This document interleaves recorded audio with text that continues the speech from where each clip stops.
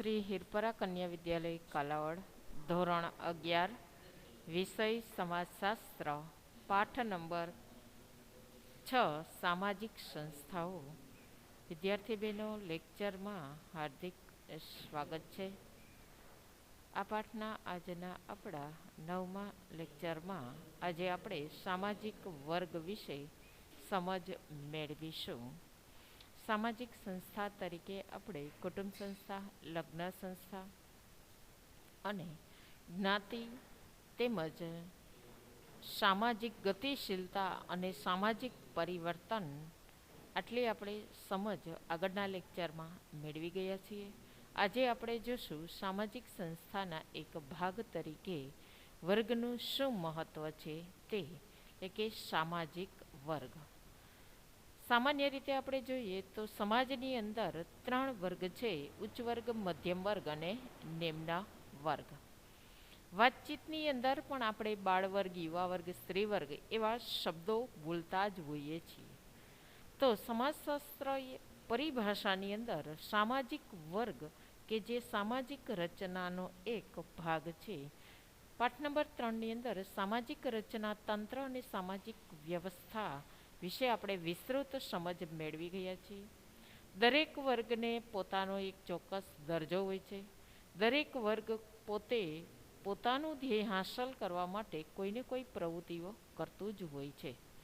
તો વર્ગ એટલે શું? તો કે સામાન્ય રીતે વર્ગ એટલે સમાન સ્તરની વ્યક્તિઓનો બનેલો સમૂહ, જેને વર્ગ કહેવામાં આવે છે.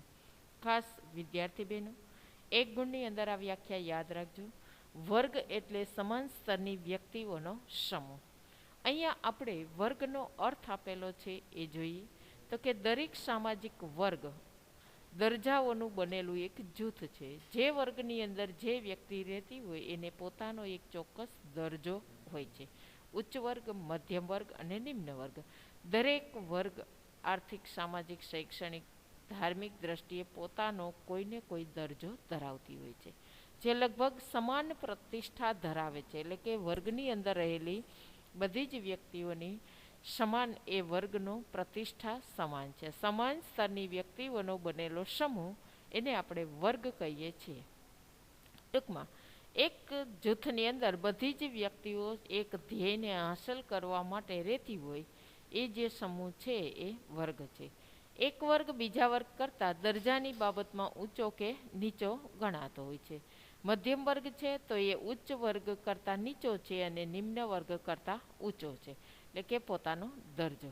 મેકાઈવર અને પેજ નામના સમાજશાસ્ત્રી જણાવે છે, સામાજિક વર્ગ એટલે સમાજનો એવો એક ભાગ કે જે સમાજના બીજા ભાગોથી દરજાના સંદર્ભમાં એ જુદો પડે છે.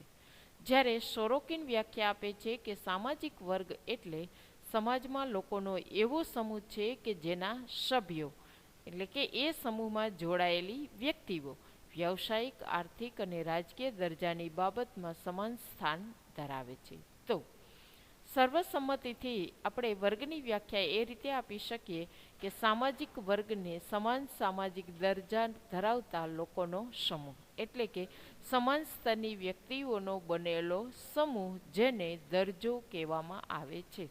ખાસ વિદ્યાર્થી બહેનો, 1 ગુણની અંદર એ વ્યાખ્યા યાદ રાખજો. સમાન સ્તરની વ્યક્તિઓનો બનેલો સમૂહ.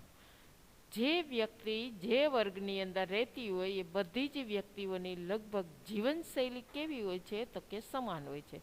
જેમ કે મધ્યમ વર્ગ, ઉચ્ચ વર્ગ અને નિમ્ન વર્ગમાં રહેતા હોય, જે વર્ગમાં જે વ્યક્તિ રહેતી હોય એ બધી જ વ્યક્તિઓની જીવનશૈલી આપણને સરખી જોવા મળે છે. હવે આપણે સામાજિક વર્ગની વ્યાખ્યા જોઈ કે સમાન સ્તરની વ્યક્તિઓનો બનેલો જે સમૂહ હોય એને વર્ગ કહીએ છીએ. વર્ગની અંદર બધી જ વ્યક્તિઓ સમાન પ્રતિષ્ઠા, સમાન દરજ્જો ધરાવતી હોય છે. હવે જોઈએ આપણે સામાજિક વર્ગના લક્ષણો. આ પ્રશ્ન 5 ગુણ અથવા 3 ગુણની અંદર અથવા 2 ગુણમાં પૂછાઈ શકે છે. 2 ગુણની અંદર સામાજિક વર્ગના લક્ષણો જણાવો. ખાલી એમાં માત્ર વર્ગના લક્ષણોના નામ લખવાના છે. ટૂંકનોંધોની અંદર પ્રશ્ન પૂછાય, સામાજિક વર્ગના લક્ષણો કોઈ પણ 3 સમજાવો. તો અહીંયા જે આપણને ખાસ આપેલા છે 7 લક્ષણ, તો 3 અથવા 5 જે પૂછે એ રીતે લખવાના છે. એ વિભાગની અંદર પ્રશ્ન પૂછાય, સામાજિક વર્ગની વ્યાખ્યા અથવા અર્થ આપી સામાજિક વર્ગના લક્ષણો સમજાવો. તો 7 લક્ષણો આપણે વ્યવસ્થિત રીતે સમજાવવાના છે. હવે જોઈએ આપણે સામાજિક વર્ગના લક્ષણ તરીકે પ્રથમ લક્ષણ છે વર્ગ સભાનતા. સાદો અર્થ એવો થાય કે દરેક વ્યક્તિ કોઈ વર્ગમાં જોડાયેલી હોય છે અને એ વર્ગમાં જે જોડાયેલી છે એનાથી એ સભાન હોય છે, એટલે કે એ જાગૃત હોય છે, એને ખબર છે હું મધ્યમ વર્ગની છું, નિમ્ન વર્ગની છું કે ઉચ્ચ વર્ગની છે. એટલે વર્ગ પ્રત્યેની એની સભાનતા એટલે જાગૃતતા. દરેક વર્ગના સભ્ય પોતે અમુક વર્ગનો દરજ્જો ધરાવે છે એવી સભાનતા ધરાવે છે અને તે વર્ગનું મહત્વનું આત્મલક્ષી લક્ષણ પણ એ છે.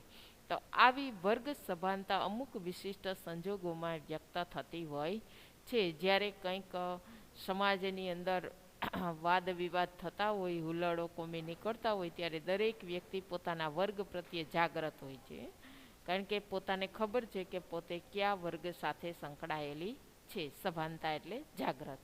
ત્યારબાદ જોઈએ વર્ગનું બીજું લક્ષણ ઉચ્ચ નીચનો સ્વીકાર. સામાજિક વર્ગનું આ એક મહત્વનું લક્ષણ છે. દરેક વર્ગના સભ્યો એવો સ્વીકાર કરતા હોય છે કે પોતે અમુક વર્ગથી ઊંચા છે અને અમુક વર્ગથી નીચા છે. ઉચ્ચ નીચનો એ સ્વીકાર કરે છે. જેમ કે ઉચ્ચ વર્ગ, મધ્યમ વર્ગ અને નિમ્ન વર્ગ. એટલે મધ્યમ વર્ગની વ્યક્તિઓ સ્વીકારે જ છે કે અમે ઉચ્ચ વર્ગ કરતાં નીચા છીએ અને નિમ્ન વર્ગ કરતાં ઊંચા છીએ. નિમ્ન વર્ગની વ્યક્તિ સ્વીકારે જ છે કે અમે ઉચ્ચ વર્ગ અને મધ્યમ વર્ગ કરતાં નીચા છીએ. પોતાની જે ઉચ્ચતા કે નીચતાની દરજાની બાબતમાં જે સમાજમાં જે સ્થાન મળે છે એનું વર્ગની દરેક વ્યક્તિ છે એ સ્વીકારતી હોય છે. પછી સમાન સામાજિક દરજ્જો. દરેક વર્ગનો દરજ્જો કેવો હોય છે? સમાન હોય છે. એક સમાન વર્ગમાં રહેતી બધી જ વ્યક્તિઓનો દરજ્જો સમાન છે. કોઈ પણ એક વર્ગના બધા જ સભ્યો આવક, સંપત્તિ, મિલકત, વ્યવસાય, શિક્ષણ, રાજકીય દરજ્જો કેવો ધરાવે છે? તો કે એક વર્ગમાં રહેતી વ્યક્તિઓની આવક, કારણ કે મધ્યમ વર્ગની વ્યક્તિઓની આવક બધાની સમાન હોય છે, એની સંપત્તિ પણ લગભગ સરખી હોય છે, વ્યવસાય પણ સરખા હોય છે, શૈક્ષણિક દરજ્જો પણ સરખો હોય છે, રાજકીય દરજ્જો પણ સરખો હોય છે. તો એક જ સામાજિક વર્ગના સભ્યો એકબીજાને સામાજિક રીતે સમકક્ષ તરીકે જુએ છે. તેના પારસ્પરિક વર્તનો અને સંબંધોમાં પણ સમાનતા હોય છે. ત્યારબાદ જોઈએ અંતઃલગ્ન, એટલે કે દરેક વર્ગ ઓછે વત્તે અંશે અંતરવિવાહી જૂથ છે. એટલે કે જીવનસાથીની પસંદગી પણ મોટાભાગે દરેક વ્યક્તિ પોતાના વર્ગમાં જ કરવાનું વલણ ધરાવે છે. જેમ કે ઉચ્ચ વર્ગની વ્યક્તિ જીવનસાથીની પસંદગી ઉચ્ચ વર્ગમાં કરે, મધ્યમ વર્ગની વ્યક્તિ મધ્યમ વર્ગમાં અને નિમ્ન વર્ગની વ્યક્તિ નિમ્ન વર્ગ. એટલે કે અંતઃવિવાહી જૂથ છે એ દરેક વર્ગ ધરાવે છે. પોતાના જ જૂથની અંદર અંતઃવિવાહ એટલે પોતાના જ જૂથની અંદર જીવનસાથીની પસંદગી કરતા હોય છે. વર્ગનું એકમ શું છે? તો કે કુટુંબ. વર્ગ એક કુટુંબનો બનેલો સ્તર છે. મોટાભાગે આખું કુટુંબ જ અમુક વર્ગ સાથે સંકળાયેલું હોય છે. વર્ગ કોટિક્રમના સંદર્ભમાં કૌટુંબિક એકમ ધરાવે છે. કુટુંબના બધા જ સભ્યો સમાન વર્ગ દરજ્જો ધરાવે છે. વ્યક્તિને જન્મથી જ વર્ગ દરજ્જો મળે છે. જેમ જ્ઞાતિનો દરજ્જો આપણને જન્મથી મળે છે એમ વર્ગનો દરજ્જો પણ આપણને જન્મથી મળે છે. પણ જ્ઞાતિ આપણે બદલી શકતા નથી આજીવન, જ્યારે વર્ગનો દરજ્જો આપણે બદલી શકીએ છીએ.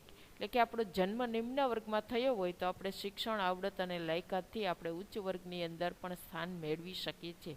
રોડપતિમાંથી આપણે કરોડપતિ પણ બની શકીએ છીએ. એટલે વ્યક્તિને જન્મથી વર્ગનો દરજ્જો મળે છે, પણ દરજ્જો એ એવી વસ્તુ છે કે વ્યક્તિ પોતાના સ્વબળથી, આવડતથી બદલી શકે છે.